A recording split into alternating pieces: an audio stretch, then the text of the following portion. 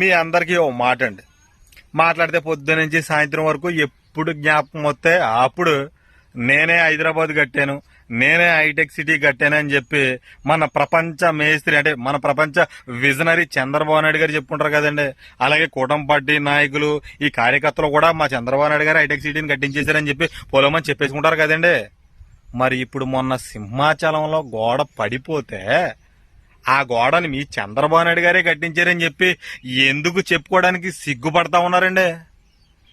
ఆ సింహాచలం గోడను మేమే కట్టామని చెప్పి ఎందుకు చెప్పుకోలేకపోతున్నారండి అసలు?